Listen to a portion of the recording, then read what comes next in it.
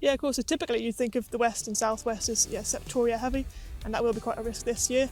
But with the changes to the YR15 strain, we are seeing more widespread yellow rust, more than we see normally, and in a wide range of varieties. So as I say, we've got quite a bit here, which is quite early on in the season for the west. So when thinking about your fungicide programme, you're obviously going to have to bear in mind that you're using actives that give you good Septoria control, but also control yellow rust in the programme. At T1, including mixtures that have got prothioconazole in as a good base, and that is very active against yellow rust, and keeping intervals tight where you have got a problem to not allow it to get away from you.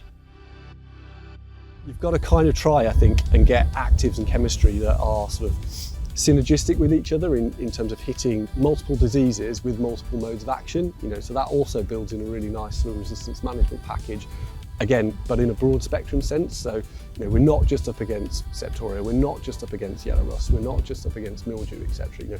They're all there, so you kind of need products, I think, largely like the likes of Ascra, Plaxium, where we've got Prothio, we've got good SDHI chemistry, etc. in there. The package is complete, and it actually simplifies that T1 timing for you. T1 we know is always very busy. There's PGRs, there's nutrition got to go in. I mean, we can see crops are actually sort of asking for some nutrition. There's yellowing, tipping, etc. Particularly with the wet soils we've had, some of the nutrition may have leached away from the roots. They need that top up. I think realistically you need to try and keep that T1 simple, and I think those sort of one-can solutions actually have a really strong proposition this season.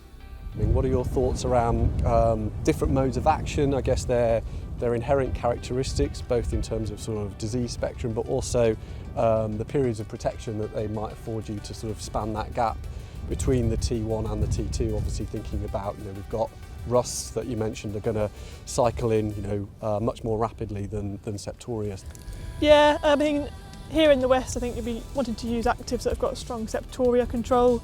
So things like your QII, you've got your USDHI and pidoflumethafen, mixing those with actives that have got some good yellow rust activity, so prothioconazole, obviously isoflurane will give you good Septoria and yellow rust control, and they will be quite useful in that T1 timing and helping us to protect against the Septoria, the main threat, but also that yellow rust.